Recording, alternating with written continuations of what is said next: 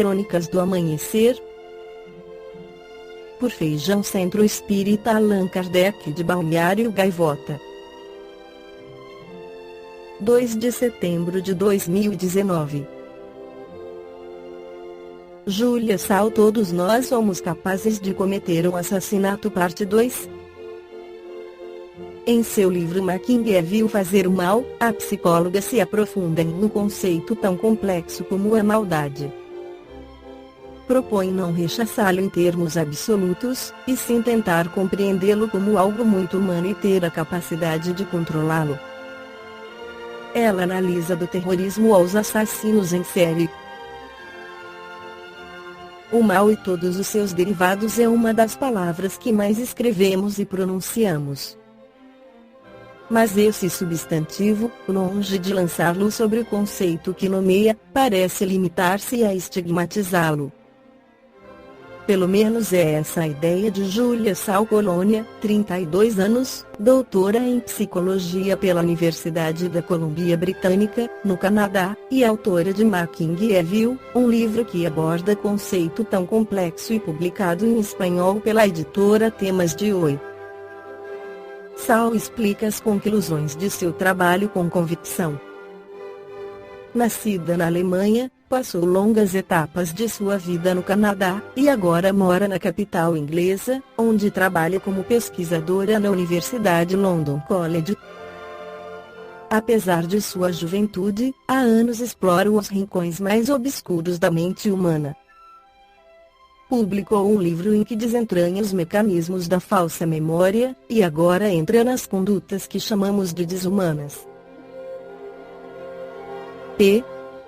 Sim. Por exemplo, o dos pedófilos. Você defende que o são de nascença e que, apesar de perseguidos pela sociedade, não são culpados da maioria dos abusos sexuais ocorridos contra menores. Não é realmente preciso temer os pedófilos?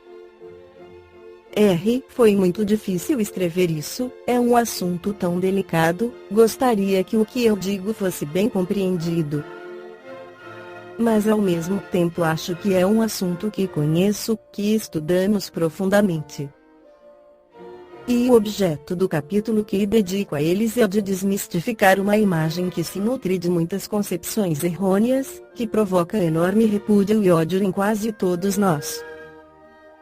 A realidade é que sempre existirão pedófilos em nossas sociedades, pessoas que se sentem atraídas pelos menores. No Reino Unido há uma porcentagem de 2% a 6% de homens com essas tendências, mas a imensa maioria jamais comete um crime.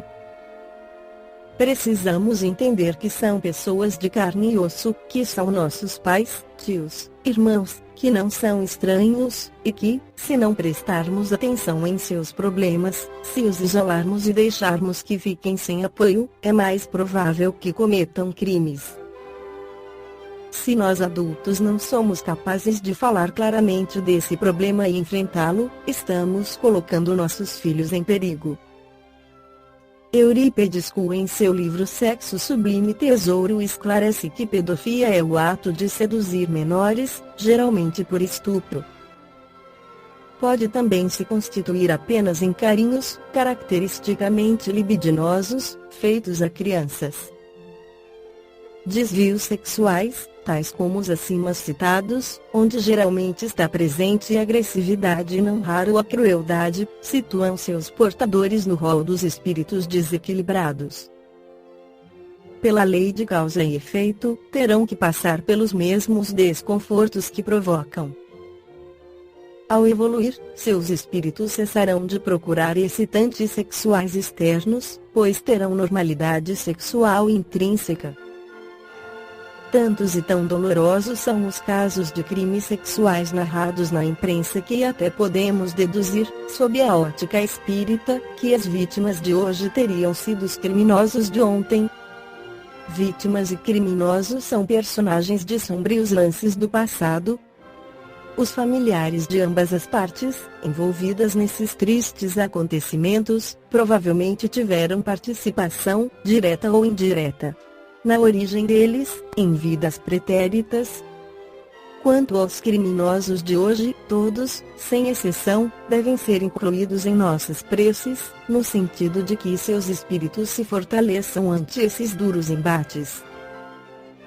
A nenhum cristão compete julgar o procedimento de quem quer que seja, mesmo nas situações em que a lei terrena define como crimes hediondos. Jesus sugeriu a Pedro que o perdão das ofensas deve ser feito 70 vezes 7 vezes, o que nos oferece 490 tarefas difíceis, mas não impossíveis. Somos capazes de realizar quantas?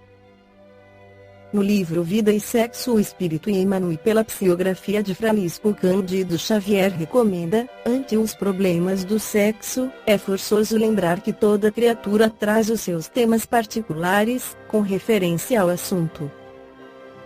Atendendo à soma das qualidades adquiridas, na fieira das próprias reencarnações, o espírito se revela, no plano físico, pelas tendências que registra nos recessos do ser, tipificando-se na condição de homem ou de mulher, conforme as tarefas que lhe cabe realizar. Além disso, a individualidade, muitas vezes, independentemente dos sinais morfológicos, encerra em si extensa problemática, em se tratando de vinculações e inclinações de caráter múltiplo. Cada pessoa se distingue por determinadas peculiaridades no mundo emotivo. O sexo se define, desse modo, por atributo não apenas respeitável mas profundamente santo da natureza, exigindo educação e controle. Através dele dimanam forças criativas, as quais devemos, na Terra, o Instituto da Reencarnação, o Templo do Lar, as bênçãos da família, as alegrias revitalizadoras do afeto e o tesouro inapreciável dos estímulos espirituais. Desarrazoado subtrair-lhe as manifestações aos seres humanos, a pretexto de elevação compulsória, de vez que as sugestões da erótica se entranham na estrutura da alma, ao mesmo tempo em que seria absurdo deslocá-lo de sua posição venerável, a fim de arremessá-lo ao campo da aventura menos digna, com a desculpa de se lhe garantir a libertação. Sexo é espírito e vida, a serviço da felicidade e da harmonia do universo. Conseguintemente, reclama responsabilidade e discernimento, onde e quando se expresse. Por isso mesmo, nossos irmãos e nossas irmãs precisam e devem saber o que fazem com as energias genésicas, observando como, com quem e para que se utilizam de semelhantes recursos, entendendo-se que todos os compromissos na vida sexual estão igualmente subordinados à lei de causa e efeito e, segundo esse exato princípio, de tudo o que dermos a outrem, no mundo afetivo, outrem também nos dará. Esta foi a crônica do amanhecer de 2 de setembro de 2019. Por Feijão Centro Espírita Allan Kardec de Balneário Gaivota. Que a paz esteja com todos.